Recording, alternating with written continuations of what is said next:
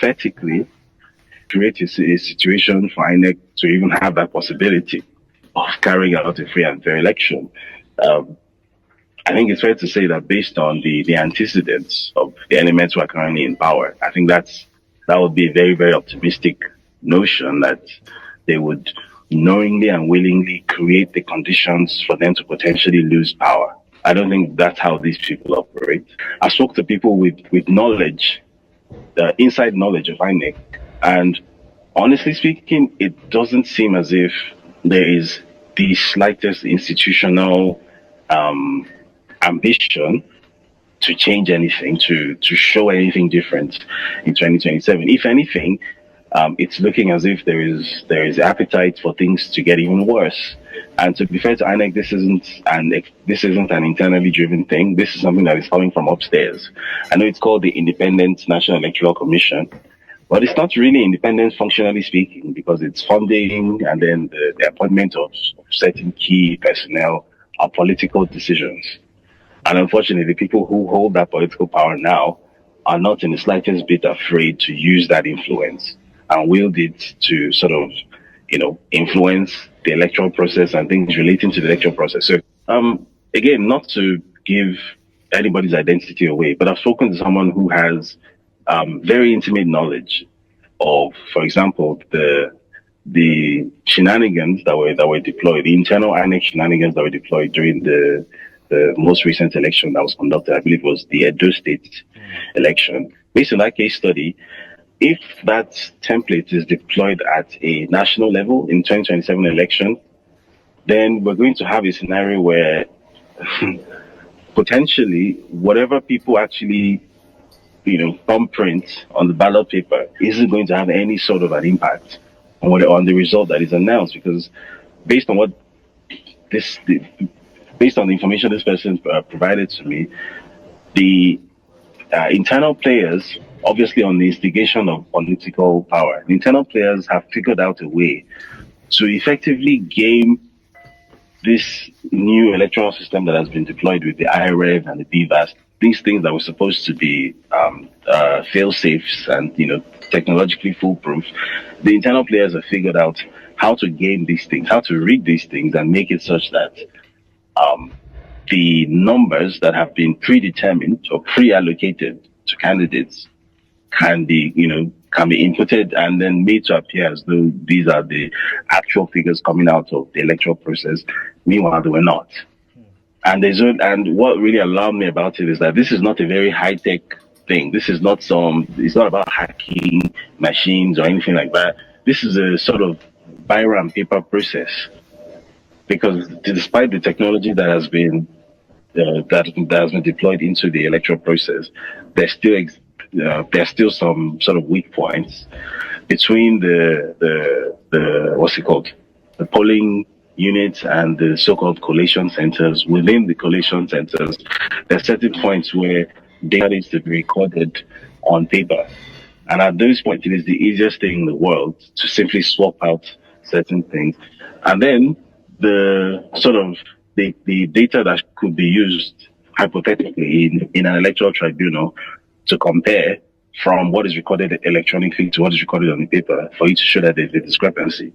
Even that data, there's a way to rig it as well, such that it appears as though what was recorded electronically and what appears on the paper are the same, right?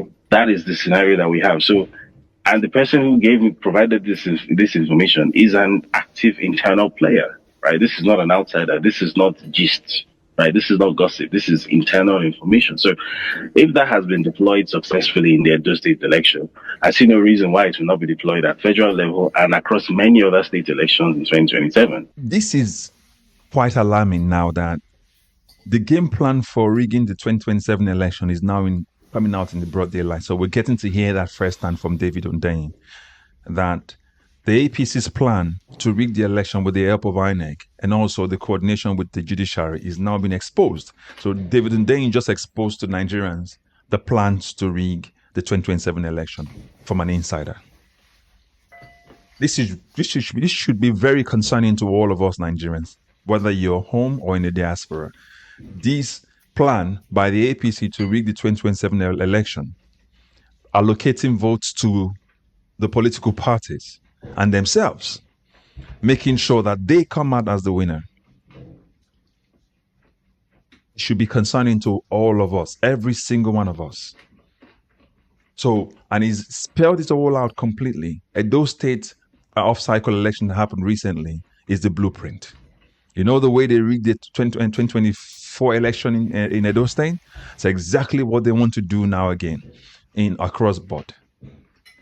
Write the results, allocate the results, making sure that during that transmission or that transmission of that result between the polling unit and the collation center, that time when the result is transferred, that's the point they do the swapping. And then make sure that it is so plain and simple. It makes it difficult for the judges to say no, nothing here. So you can see the game plan already. So David Hundeyin is spelling that out completely to all Nigerians. This is the plan to rig the 2027 election. INEC is in on it. The administration of Bola Tinubu is in on it. Edo State's off-cycle election is the blueprint. So what are we going to do? We have to speak up. We got to sensitize others. We have to get to everybody on time. This political party, APC, has no willpower, no political willpower to get you to vote them out in 2027. Nothing. The president said, he said power is not served a la carte. If the president can tell you when he was a contestant that you have to go get it, run with it, steal it, run with it, and then whatever you do with it, you think he's going to let you come get it for him for free? It's going to sit right down there, destroy the system as long as it makes him president. As the system is already being destroyed under his watch anyway. So David Hundeyin is right. If you look at the game plan, everything is actually looking towards 2027 being rigged already. If they can make registering a new political party something that is as simple as meeting certain criteria and conditions and guidelines, what do you think will happen during the election period when a lot more is at stake? Listen, just like Dele Faratimi mentioned, and David has actually now confirmed as well, do you think this political party would put a condition in place for you to help vote them out in 2027? That's not going to happen. I'm saying that to say this, as much as I believe that electoral reform is the way to go for us, as much as I believe that if we do electoral reform, which will remove all of these, manual transmission of power and results from polling unit to collation center and to the announcement, all of those in-betweens where they used to rig and steal the elections. I do not believe that this government, this political party will let Nigeria have that will. I don't believe so. As long as they've rigged the court, as long as they have control over the INEC, as long as they have control over the judiciary, that's all they need. They will just keep recycling themselves.